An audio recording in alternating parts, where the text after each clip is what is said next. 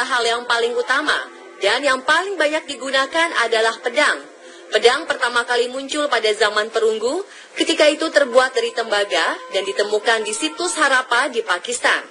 Pedang abad pertengahan dibuat dari besi dan baja, dan sejak itu mulai diproduksi massal dan digunakan dalam pertempuran. Pedang dan penggunanya menjadi tersohor dan terus dikenang hingga saat ini. Dibumbui dengan kisah pertumpahan darah dan peperangan, pedang-pedang tersebut bahkan kini lebih dikenal dengan kisah mistisnya bercampur dengan fakta dan fiksi yang melatar belakanginya. Dan berikut, On The Spot merangkumnya ke dalam 7 pedang paling misterius dalam sejarah.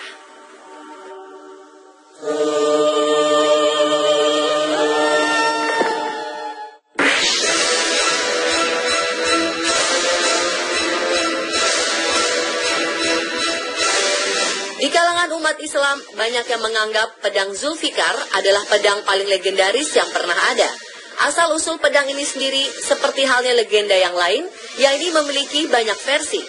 Ada yang menyatakan pedang Zulfikar adalah peninggalan dari Nabi Daud alaihissalam yang akhirnya jatuh ke tangan Nabi Muhammad SAW. Sementara ada pula yang menyatakan bahwa pedang ini didapat Rasulullah sebagai rampasan saat perang Badar. Namun yang pasti, pedang ini akhirnya diberikan oleh Nabi Muhammad SAW kepada Ali bin Abi Thalib karena ia merupakan salah satu prajurit Muslim terbaik kala itu. Dan di tangannya lah pedang ini menjelma menjadi senjata maut yang membuat ia ditakuti musuh-musuh Islam.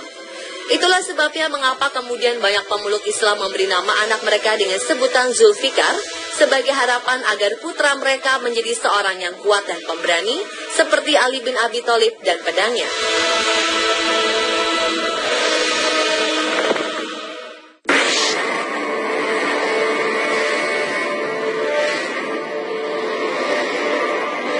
Pada tahun 1945, sebuah pedang misterius ditemukan di kuil Sisno no Kami. Pedang ini terbilang sangat aneh karena mempunyai 6 cabang di samping kanan kirinya dengan ujung yang dianggap sebagai cabang ketujuh. Pedang tersebut sudah dalam kondisi yang agak rusak, namun masih terbaca sebagian inskripsi yang tertulis di bilah pedang tersebut. Inskripsi selengkapnya memang masih menjadi bahan perdebatan hingga sekarang. Namun yang jelas, pedang tersebut adalah hadiah dari Raja Korea kepada Kaisar Jepang Jinggu dari masa Nihon Shoki. Hal ini sesuai dengan apa yang disebutkan dalam naskah-naskah kuno yang ditemukan di Tiongkok, Korea, dan Jepang.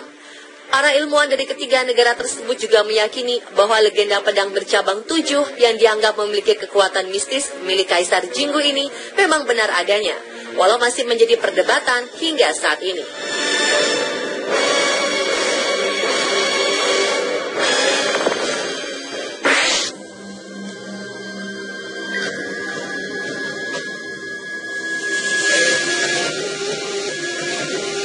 Legenda menyebutkan bahwa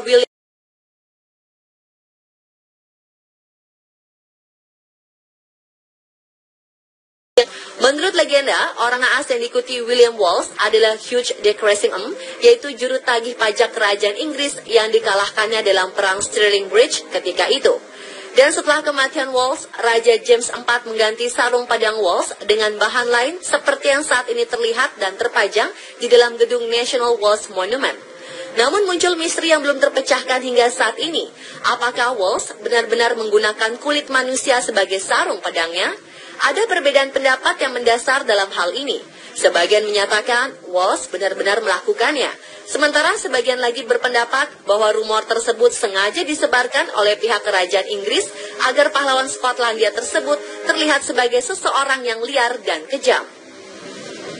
Dan seperti juga banyak legenda lainnya, kebenarannya menjadi samar ditelan oleh waktu.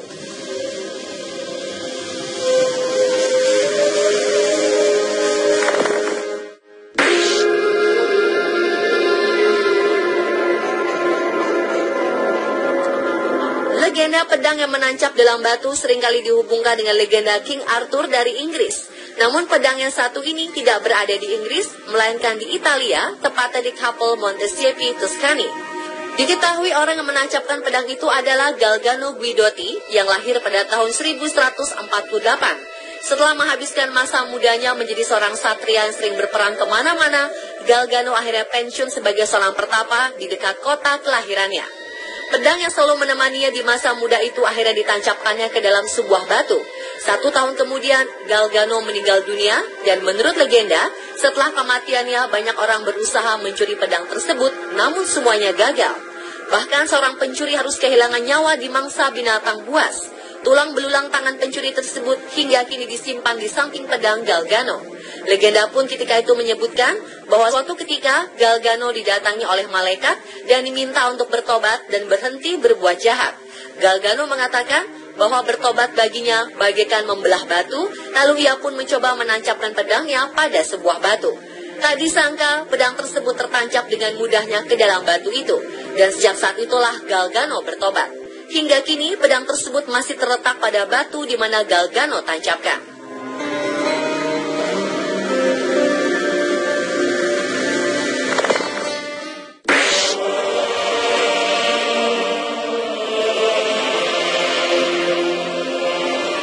Masamune adalah seorang pembuat pedang dari Jepang yang dianggap sebagai salah satu yang paling hebat dalam sejarah. Ia hidup di antara tahun 1288 hingga 1328. Karya-karya Masamune pun telah melegenda hingga sekarang. Pedang-pedang buatannya mempunyai reputasi tinggi dari segi kekuatan, ketajaman, dan dari segi artistik. Sayangnya, Masamune tidak selalu menandai karya-karyanya, sehingga sulit untuk mengidentifikasi semua karyanya itu. Namun, karya yang paling istimewa dari Masamune adalah sebuah pedang bernama Honjo Masamune. Pedang itu dianggap istimewa karena menjadi lambang shogun Jepang selama periode zaman Edo.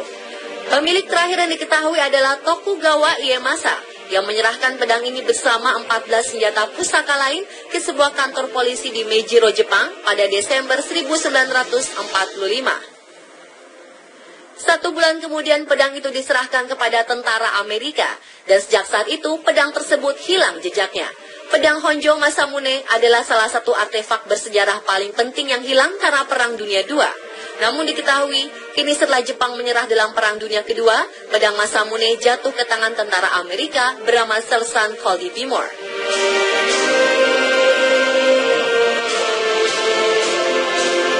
Tahun ditemukan tetap awet dan tak berkarat. Selengkapnya hanya di On The Spot.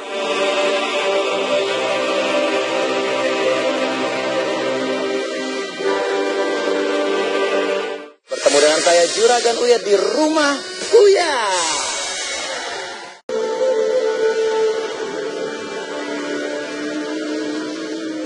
Pedang Gojian memang telah menjadi sebuah misteri. Pada tahun 1965, pedang legenda ini ditemukan di sebuah situs pemakaman kuno di Tiongkok. Dan saat itu, para arkeolog memperkirakan umur pedang Gojian lebih dari 2000 tahun. Walaupun telah berusia 2000 tahun, pedang Gojian tetap awet dan tidak berkarat, bahkan masih terdapat noda darah pada ujungnya. Diketahui pedang Gojian dahulu dimiliki oleh seorang raja pada dinasti Yue, Gojian, dan dipercaya sebagai pedang legendaris yang terdapat dalam kitab The Lost History of Yue. Menurut kitab tersebut, pedang Raja Gojian dibuat istimewa dengan mengerahkan kekuatan langit dan bumi. Saat ini pedang tersebut dikenal dengan sebutan The Bronze Sword of Gojian.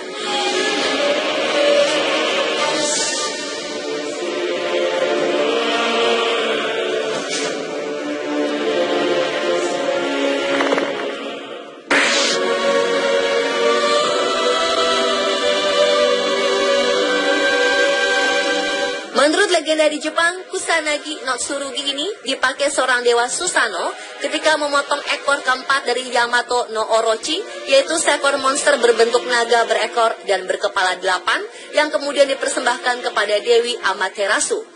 Dan menurut berbagai sumber, pedang ini disimpan rapat-rapat di Atsuta Shrine atau kuil Atsuta. Namun hingga saat ini belum ada orang di luar kuil kecuali kaisar yang pernah melihat pedang ini. Dalam anime fiksi, tak banyak yang membawa pedang Kusanagi no Tsurugi ke dalam ceritanya. Mungkin karena kurangnya informasi tentang pedang tersebut, sehingga bentuknya asli pun tak diketahui dengan pasti. Namun dalam cerita anime Naruto, diceritakan bahwa pedang Kusanagi no Tsurugi ini dimiliki oleh Orochimaru, seorang ninja sanin legendaris Konoha. Walau hanya sebatas dalam cerita fiksi anime, informasi mengenai pedang Kusanagi no Tsurugi ini masih belum ada kepastian yang sebenarnya, sehingga pedang Kusanagi no Tsurugi dijuluki sebagai pedang legendaris yang penuh misteri.